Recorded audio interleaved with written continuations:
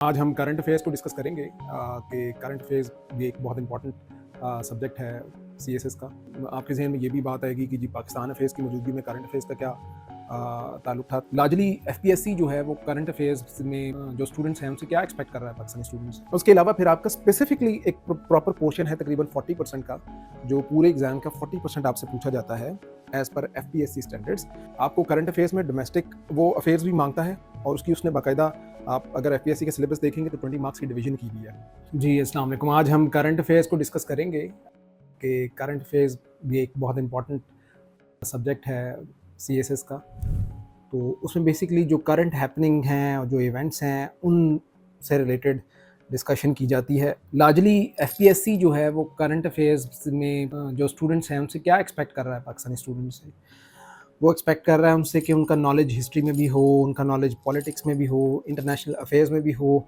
और उसके साथ साथ वो उनको इंटरप्रेट भी कर सकें कि जो करंट इवेंट्स हो रहे हैं ग्लोबली या लोकली, उनमें उनकी अपनी पर्सनल इनपुट क्या है। अब आपके जहन में ये भी बात आएगी कि जी पाकिस्तान अफेयर्स की मौजूदगी में करंट अफेयर्स का क्या ताल्लुक था। तो इसमें बेसिकली यूँ है कि जो पाकिस्तान अफेयर्स है उसमें हिस्टोरिकल कंपोनेंट भी है, एक बड़ा स्ट्रॉन्ग हिस्टोरिकल कंपोनेंट है। यहाँ बेसिकली जो करंट अफेयर्स हैं उनमें हर वो इशू है जो बेसिकली मौजूदा टाइम से या करंट जो पीरियड है, कंटेम्प्रेरी पीरियड जो चल रहा है, उससे किसी ना किसी तरह रिलेटेड बन जाता है। हमें उसकी अपडेटेड पोजीशन पता होनी चाहिए। जैसे फॉर एग्जांपल पाकिस्तान के डोमेस्टिक अफेयर्स हैं जिसमें पॉलिटिक्स है, इकोनॉमी है, आपकी सोसाइटी है। जो जैसे हमने वहाँ पे भी इसमें ये ज़रूर है, ये एक फैक्ट है कि दोनों में बहुत सारी चीज़ें कोरिलेट कर रही होती हैं और ओवरलैप भी एट टाइम्स कर रही होती हैं, लेकिन दोनों पेपर्स की रिक्वायरमेंट डिफरेंट है। आपको करंट अफेयर्स में डोमेस्टिक वो अफेयर्स भी मांगता है और उसकी उसने बाकायदा, आप अगर एफपीएससी के सिलेबस देखेंगे तो 20 मार्क्स की डिवीजन की भी है, और कि 20 मार्क्स के क्वेश्चंस उसने पूछने हैं आपसे पॉलिटिक्स से, इकोनॉमी से और सोसाइटी से। 40 मार्क्स के उसने क्वेश्चन आपसे पूछने पाकिस्तान के जो ग्लोबल अफेयर्स हैं, एक्सटर्नल अफेयर्स हैं। एक्सटर्नल अफेयर्स में आपके जो रिलेशनशिप हैं with your neighbours like India है, चाइना है, अफ़गानिस्तान है, जैसे आपके पास ईरान आ गया, ये जो आपके नेबर्स हैं वो आ गए इसमें।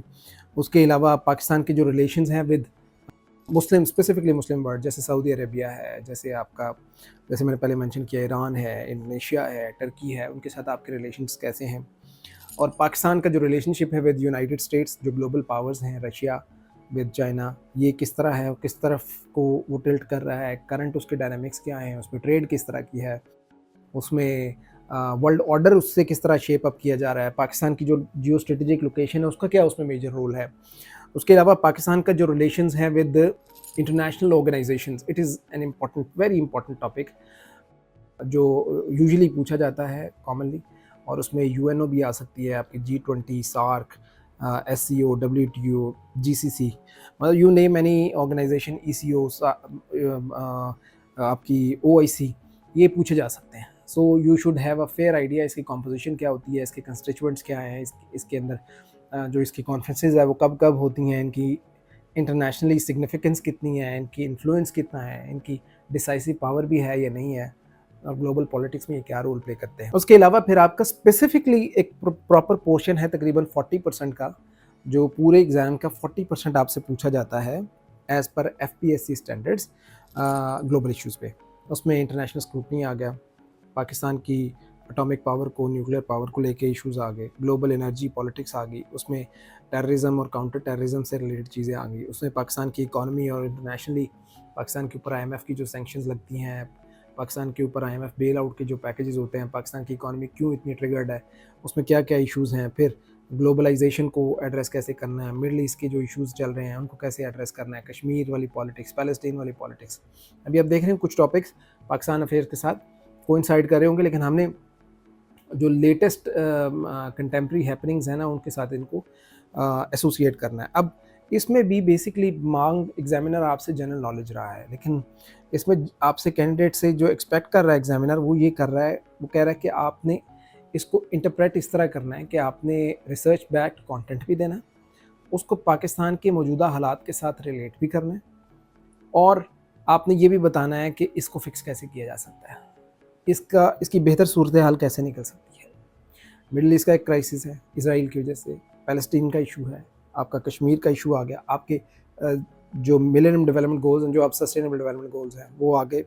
पाकिस्तान की आसियान और सार्क का कंपैरिजन आ गया, जो न्यूक्लियर पॉलिटिक्स चल रही साउथ एशिया में वो आ गई, ग्लोबल एनर्जी की जो पॉलिटिक्स है, ये सारे टॉपिक्स बेसिकली करंट अफेयर्स में पूछे जाते हैं। इन्हीं को जहन में रखते हुए मैंने अपने कुछ जो मेरे माइंडसेट के हिसाब से जो चीज़ें थी वो मैंने प्रिपेयर की हैं, और मैं ये समझता हूँ कि जो पास्ट पेपर्स हैं उनको देखते हुए और जो मौजूदा एनवायरनमेंट है उसको देखते हुए, जो एग्ज़ामिनर पिछले 15 साल से उसने एक टिल्ट चेंज किया और लास्ट 5 ईयर से जो उसने एक बायस दिखाई है, उसके मुताबिक अब वो किस तरह के एक्सपेक्टेड हैं कि वो क्वेश्चंस पूछ सकता है, तो उसके मुताबिक मैंने टॉपिक्स कुछ बनाए में, तो मैं अकॉर्डिंगली उसके मुताबिक आपको थोड़ा सा आइडिया देना चाह रहा हूँ कि ये बेसिकली किस तरफ को हम ले जा सकते हैं इसको। जैसे फॉर एग्जांपल जो इम्पॉर्टेंट टॉपिक्स हैं उनमें हम जब स्टार्ट लेंगे तो सबसे पहले क्लाइमेट चेंज एक बहुत इम्पॉर्टेंट टॉपिक है, जिसमें जो कोप कॉन्फ्रेंसेस हैं वो भी SDGs उसके एस्पेक्ट में भी इसको डिस्कस किया जाएगा, इसकी एक्ट क्या है, पॉलिसीज़ क्या हैं पाकिस्तान में, जो क्लाइमेट चेंज है ये कितना इम्पॉर्टेंट है, पाकिस्तान की क्लाइमेट डाइवर्सिफिकेशन भी है कोई इसमें, पाकिस्तान डिज़ास्टर मैनेजमेंट किस तरह की कर रहे हैं, वो सारी चीज़ें इसके डिस्कशन में आएंगी। फिर पाकिस्तान का जो पॉलिटिकल सिस्टम है ये वहाँ पे भी डिस्कस हुआ था पाकिस्तान फेज़ में भी, लेकिन अब चूँकि ये मौजूदा अभी आपको पता है एक हाइब्रिड काइंड ऑफ एक कंट्रोल डेमोक्रेसी इन्वायरमेंट चल रहा है एज़ पर पॉलिटिकल साइंस, तो उस एस्पेक्ट को अगर लेके चलें तो पिछले 77-78 साल में पाकिस्तान का जो सिस्टम है ये इवॉल्व क्यों नहीं कर पाया, और जो कॉन्स्टिट्यूशनल जो डेवलपमेंट है वो क्यों नहीं हो पाई, और जो पाकिस्तान का पॉलिटिकल सिस्टम है क्या ये हाइब्रिड सिस्टम ही एक बेहतरीन अरेंजमेंट है पाकिस्तान के लिए, इसके ऊपर एक डिबेट है। फिर national security policy of Pakistan ये आई थी 2022 से 26 के दरमियान में। फिर ज़रब इस्तेहकाम की जो पॉलिसी एक आई KPK में, उसको लेके पाकिस्तान में जो टेररिज्म और एक्सट्रीमिज़म है इसके जो इश्यूज़ हैं, इनकी स्ट्रेंथ्स वीकनेसेस क्या हैं, हमारे पास जो एक माइंडसेट है हम उसको किस तरह लेके चलेंगे, और क्या पाकिस्तान प्रॉपर्ली इसको एड्रेस भी कर रहा है नहीं। फिर गज़ा का जो जेनोसाइड है स्पेसिफिक टर्म्स में कि इसकी मिडल ईस्ट को क्या थ्रेट है, कितना वहाँ पे कोलैटरल लॉस हुआ है, इकोनॉमिक लॉस कितना हुआ है, और OIC इसमें क्या रोल प्ले कर रही है, इसमें ह्यूमन लॉस कितने हुए हैं, ये सारी चीज़ें इसमें कवर होंगी। फिर रिलेशंस हैं, जैसे पाकिस्तान US है, पाकिस्तान अफ़गानिस्तान है, पाकिस्तान की इन्वॉल्वमेंट फिर ऑर्गेनाइजेशंस के साथ है, वो सब इसमें आएंगी, और उसमें पाकिस्तान को बेसिकली टिपिकल क्या क्या बेनिफिट्स हो रहे हैं। फिर एक बहुत इंपॉर्टेंट टॉपिक जो इंटरव्यू के एस्पेक्ट से बहुत इंपॉर्टेंट है SDGs को लेके, ये पहले मिलेनियम डेवलपमेंट गोल्स कहलाते थे, अब सस्टेनेबल डेवलपमेंट गोल्स हैं, उनको लेके क्या प्रोग्रेस है। पाकिस्तान का जो न्यूक्लियर प्रोलिफरेशन को लेके एक डिबेट है कि पाकिस्तान महफूज नहीं है पाकिस्तान के न्यूक्लियर एसेट्स, और क्या ऐसा ही है, क्या इसके ऊपर पाकिस्तान ने कोई जामी पॉलिसी बनाई हुई है या नहीं, पाकिस्तान का कमांड एंड कंट्रोल सिस्टम किस तरह का है, पाकिस्तान का नेशनल सिक्योरिटी डिवीजन किस तरह है, उसका फ्रेमवर्क क्या होता है, प्राइम मिनिस्टर उसको देख रहा होता है, चीफ ऑफ आर्मी स्टाफ उसको देख रहे होते हैं, इसकी टोटल सिक्योरिटी किस तरह की है, इसके ऊपर इंटेलिजेंस सिस्टम किस तरह का बैठा हुआ है जो इसको सिक्योर कर रहा है, क्या सेटेलाइट बेस्ड सिस्टम है या ह्यूमन इंटरफेस है, क्या है उसमें, वो पूरी डिटेल इसमें डिस्कस होगी। जो दुनिया के अंदर एक डिजिटल रेवोल्यूशन आया हुआ है और साइबर सिक्योरिटी है उसको लेके, फिर पाकिस्तान की जो इंटरनल इश्यूज़ हैं, और जैसे हमने वहाँ पे भी पाकिस्तान अफेयर्स में भी डिस्कस किया, उसको ग्लोबल पॉपुलेशन या ग्लोबल इश्यूज़ के साथ रिलेट करके कंपैरिजन क्या बनता है वो पूछा जा सकता है एग्ज़ाम में। CPAC is very important, CPAC की लेटेस्ट प्रोग्रेस क्या है, CPAC में पाकिस्तान कहाँ पे खड़ा हुआ है,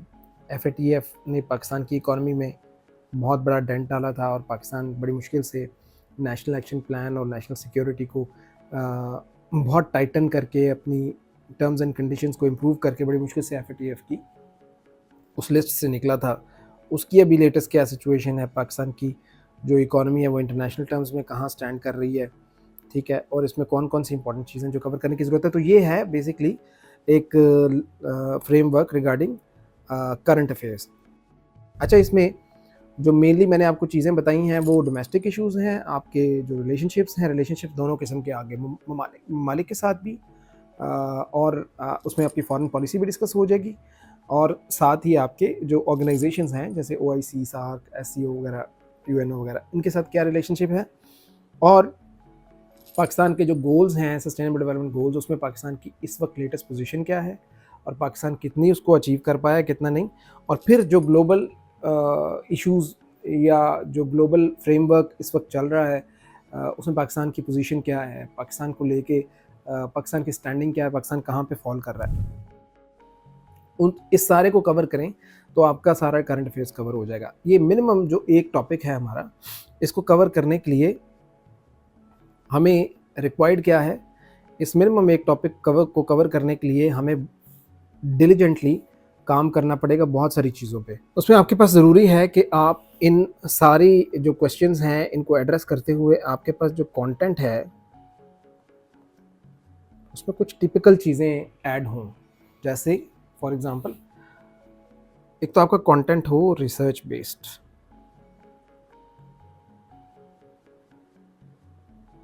अब रिसर्च बेस्ड कंटेंट का क्या मतलब है, जो आज चीज़ इंपॉर्टेंट लग रही है वो हो सकता है कल ना इंपॉर्टेंट हो, ठीक है, तो उसकी कंटेम्प्रेरी इंपॉर्टेंस होना ज़रूरी है, ठीक है। अच्छा, यानी वो रेलेवेंट भी रहे। रिसर्च बेस्ड कंटेंट में आपके statistics, figures, tables, comparisons,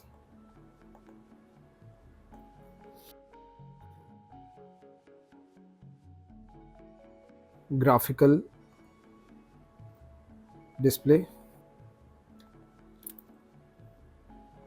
presentation, ये सब मैटर करते हैं। लेकिन इन सब चीज़ों से ज़्यादा जो चीज़ मैटर करती है वो है आपका जो कंटेंट है वो ऑथेंटिक हो, आपकी जो अंडरस्टैंडिंग है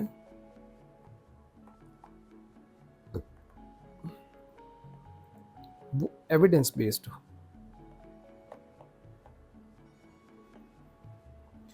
क्योंकि ये जो बातें हमने अभी जो टॉपिक्स की लिस्ट पूरी डिस्कस की जो एफपीएससी को रिक्वायर्ड है या जो हमने बनाई हुई है,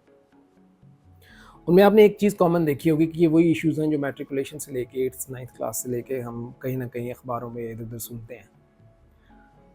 तो ये उसको भी पता है एग्जामिनर को कि ये सारी इन सारी बातों का तो इनको लाजली पता है, ठीक है। लेकिन अब उसमें एग्जामिनर जो है उसकी जो डिमांड है वो ये है कि एक तो आपका रिसर्च बेस्ड कंटेंट हो, दूसरा आपका जो कंटेंट है वो ऑथेंटिक हो, उसके साथ कोई ना कोई एविडेंस सोर्स वगैरह आप मेंशन करें, तीसरा वो कहीं ना कहीं अथॉरिटी बुक से आपने रीड किया हो ताकि आपका नॉलेज जो है वो कन्वे हो, आपकी प्रेजेंटेशन टेक्निक इतनी बेहतरीन हो कि आप ना सिर्फ उसमें रिटन कंटेंट दे रहे हों बल्कि उसको कॉम्प्लीमेंट कर रहे हों विद स्टेटिस्टिक्स, फिगर्स, टेबल्स। अब ये जो करंट अफेयर्स का पेपर है, पाकिस्तान अफेयर्स के पेपर की निस्बत इसमें प्रेजेंटेशन टेक्निक ज़्यादा मैटर करती है, ठीक है, क्योंकि इसकी बेसिकली हर जो आंसर है ना उसमें स्पेसिफिकली आपको घुमा फिरा के कोई ना कोई आर्गुमेंट ऐसा पूछा जाएगा जिसको आपको प्रूव करना होगा। तो at the end of the day इसमें जो क्रिटिकल एनालिसिस है, जो क्रिटिकल फिर एनालिसिस इसमें होता है उसकी फिर एक बर्निंग इंपॉर्टेंस बन जाती है। वो मैं आपको बस समझाऊंगा कि क्रिटिकल एनालिसिस क्या चीज़ होता है और इससे क्वेश्चन जब इससे कंक्लूड करते हैं तो फिर मार्क्स ज़्यादा क्यों आते हैं और ये कितना लंबा होना चाहिए, इसका कंटेंट क्या होना चाहिए। जब मैंने ऑलरेडी सारा आंसर पहले दे दिया है तो फिर क्रिटिकल एनालिसिस में ऐसी क्या स्पेशल चीज़ मैं डालूंगा, ठीक है। ये सारी चीज़ें मैं आपको एक्सप्लेन करूंगा टॉपिक। अब ये जो करंट अफेयर्स का पेपर है इसको अटैम्प्ट करने के लिए आपके पास हर टॉपिक की बैकग्राउंड का क्या मतलब है, उसकी हिस्ट्री का पता, कॉज इफेक्ट रिलेशनशिप, उसके अलावा आप उसको ग्लोबल या रीजनल